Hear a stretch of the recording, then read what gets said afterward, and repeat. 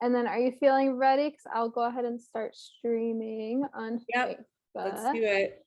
All right. And then I'll start streaming on Instagram. And then for Instagram, you just have to hop into mine and then ask, like, request to be Right, request to join. Yeah, I've yeah. seen that. Okay. Okay. You ready? Yes, ma'am. All right, I'm gonna go live on Instagram. And then there's one person. Hello. Hello, hello, everyone. We are getting started. Hello, hello. Here we go. Trying to request. Okay. Hello, everyone. All right, here we go. So we are going live on Instagram and on Facebook. Hello, everyone. Hi. Yay, hello. How are you? Make sure my volume is down here. There we go. Okay. Hello, everyone. Oh, hi, Dr. Person. How are you? I'm doing well. How are you doing? Good. I'm moving this thing back. I didn't realize it was like going to be so zoomed in my face. Like, oh, that's okay. We love to see it. okay. And then I'll just have you double check if your phone volume is down. Yeah, it's down on my phone. Is it better? Yep. Okay. Yeah, perfect. Okay, can Awesome. everyone hear us okay? We're all set to go. Thank you all for joining us. I'm so excited to have Dr. Kirstin here with us. She is a naturopathic doctor. It's also Naturopathic Medicine Week. So this has worked out really well because all of our speakers are naturopathic doctors. So it's also May is Mental Health Awareness Month, and so we're bringing this summit to you all completely free. So if you haven't yet accessed Dr. Kirstin's talk on reprogramming negative thoughts, it's completely free. You can access that by registering for the Your Healthy Mind Summit. It's not too late to receive these talks, so feel free to register at drkirsten.com/YHM22. That just stands for Your Healthy Mind 2022. So again, completely free, not too late to sign up to get access. But today we are chatting a little bit more about Dr. Kirstin's talk, which was all about negative thinking. Hello, Dr. Nancy, which is all about negative thinking and how to reprogram those thoughts. And so she shared so many great insights and tools during that. So if anyone has any follow-up questions, please feel free to drop those in the chat.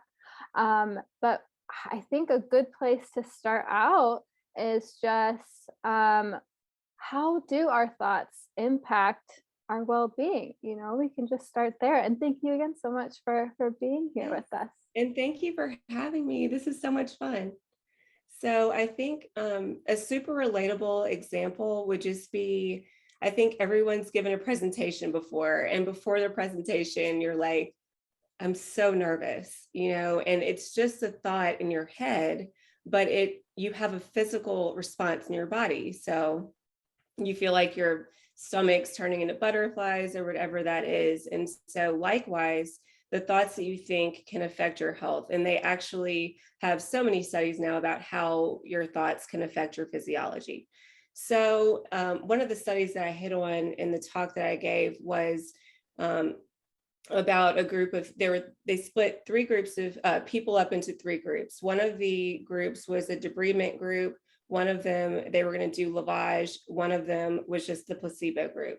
And all of them had knee pain. And so what was fascinating about the study was that at the end of the study, the surgeons did not know what group the people were in. And so they performed the surgery on some of the people, and then the other part of the group, they did not perform the surgery on it all, but they acted like they did. So they went into the knee, they made the incision in the knee, and they simulated lavage and then sewed the knee back up.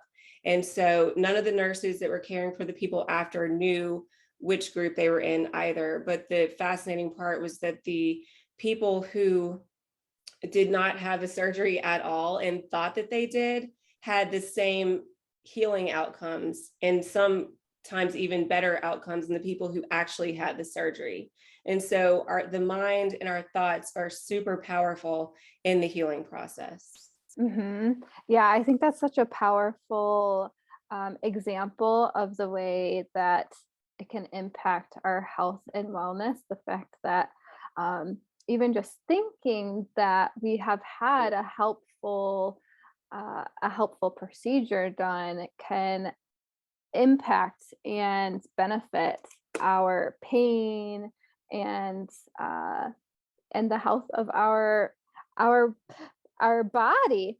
And you also provided a good example at the beginning of how we've all experienced, like you said, those nerves Yeah, coming from those thoughts before talking, before going live, before. definitely. Yeah. Yeah, we've all Even weeks experienced. before for me, like when I was giving presentations, like literally weeks before, Yeah. like I'm not sleeping that great, thoughts, it's Mhm. just craziness. So Yeah, and so those are all good examples of the ways that our thoughts can really have a physiological impact on our body. And yeah. so I would love if you could maybe just share a couple of tools, maybe things that have helped for you or have helped for some of the clients that you've worked with. How can we begin to shift the negative thinking and not get kind of stuck in that cycle, right? Because it can be it can really kind of, like I said, keep us stuck sometimes when Stuck. we get Yeah. into those negative thought cycles. Right. And then it's easy to get stuck because so you think a thought and then you have an emotion based on that thought. So if you think a positive thought, you feel happy and joyful, and then you're likely to start thinking more thoughts that are happy and joyful, and then you'll have the same. So it's like a revolving circle, and the same for the negative Mhm. thoughts. And so I think what's really helpful with people. So you can do passive ways of handling the negative thoughts or active ways. So I'll start with the more passive or relaxed ways of handling this. And you can literally just be an observer of your thoughts. So you're watching TV and you're not the characters in the TV, you're not the movie you're watching, but you're just observing them. And so you can just observe them and not attach yourself to them. So that's one of the ways that you can do it.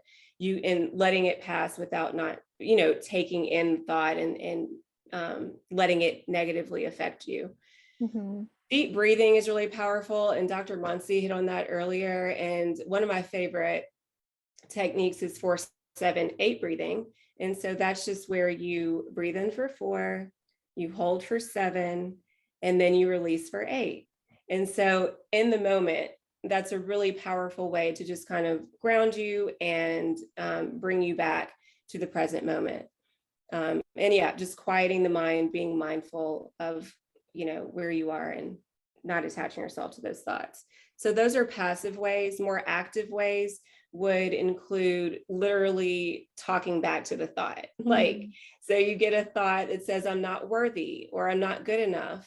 You can either talk back in your mind, like if you're in the grocery store, I probably wouldn't expect you to be talking to back to yourself in the grocery store, but you can think it in your mind and flip it to the opposite positive thought and say, I am worthy, I am good enough. And then over time, that will serve to reprogram the subconscious mind. And those thoughts will lessen and lessen and lessen with time when you're literally talking back to them or thinking back to them. And let's see, I wrote out a couple of things that I wanted to discuss too Mhm. about active ways of doing it. But yeah, I think another one is writing it down. Journaling is really good. Like, so you can become aware of the thoughts that you're thinking. Awareness is really the first key to changing anything. Yeah. And so when you're writing these thoughts down that you're thinking, then it's like, okay, I'm aware of this. And also not looking at it like it's the enemy necessarily. Look at these thoughts as information. what can I learn from this? Are they trying to teach me something? Are these thoughts letting me know something that I need to change in my life? Maybe they are. Like if you're feeling unworthy, if you're feeling, there are plenty of examples, but like, why am I feeling this way? Like, what happened to me in my life to make me feel that way? And then go deeper and change it. So instead of looking at it like the enemy, you can look at it as information and help. So Mhm. I think those are really just a few quick, powerful ways to handle them. Yeah, I think those, well, like you said, awareness is key, right? That's Hmm. fundamental to any type of change that we want to create for ourselves. And Yes. particularly with the negative thinking, if we're not even aware that we're having these negative thought patterns because they're just so pervasive, right? Yes. We're just used to them. Yes.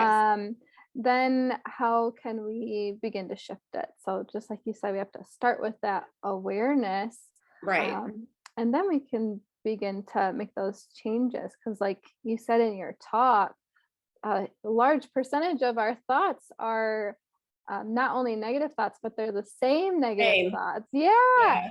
Can It's you 80%. Yeah. 80% yeah, are, negative. And then I think it was 90 to 95% of yeah. those negative thoughts are the same, thoughts that you've been thinking. It's like a program in your mind. So it is hard to break it. Yeah, so it can take time, right? There's where that compassion comes in of, Yes. it's I'm like, human. yeah, I'm human. We all have negative thoughts. Yeah. Just like you said again in your talk, like it's part of our makeup. Yes. But we can, we don't want it to impact our lived experience, right? So that's why we want to become aware of them so then we can Yeah. enjoy have a joyful and peaceful human experience. We're not Yeah. just keep staying stuck in those negative thought patterns, right? Yeah. Yeah, I feel Yes. like a big one, especially with us, we're on social media right now, right? So Oh a yeah. big one is comparison. What Yeah. tip would you give someone who maybe they're dealing with the negative thoughts around comparison or judgment, any of those kind of negative thought patterns? Because I feel like that's a It is big one. big, Yeah. it's like, especially, and I talked about filters at one point on my page because, Mm. people have this Yeah. perception of like everybody's a supermodel stepping out of a magazine, but it's like, no, that's not what you actually look like. Yeah. And so it gives, especially women, a really tough time when they're looking at this and they think that that's what everybody looks like and they're feeling really poorly about themselves.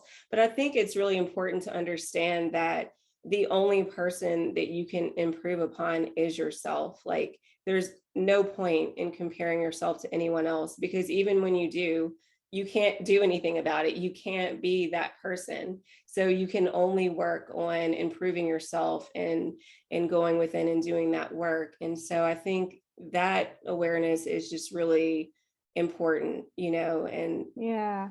there's no need to compare. Like, even if you feel the need, just be like, nope, all I can do is work on myself. And you can be inspired. Like, you can look at someone else and be like, oh, like, I love the way that she does this or Mhm. whatever. And you can be inspired to make changes in your life based off of what you may see another doing. But it shouldn't be that you feel that way and it makes you, to your detriment. It should be Yeah. like more of an inspirational. Yeah. Ooh, that's a really powerful shift, shifting Yeah. that comparison or the judgment to inspiration or even the Right. jealousy, right? Shifting that to inspiration. And in that sense, right, we're helping to lift one another up because we're not I think sometimes that comparison or the judgment, it makes us want to take someone down, but the shifting that to inspiration can help us to lift one another up, right? We can cheer Yeah. someone on as they're Yeah. doing, doing something great, and use, like you said, use it as inspiration. That is a Yes. huge shift. I love that so much. Yeah. Um, and so, does anyone have any questions for Dr. Kirsten? Because we just have a few more minutes with her today. So if you have any questions, please feel free to drop them in the chat so we can get to those. But like I said, that one is a huge shift. And I think also self judgment, right? Like Right. that's another big negative thought cycle that comes. And sometimes, it can spiral, right? So Oh yeah. we're like judging ourselves for something that we said or something that we did, and then we feel Yes.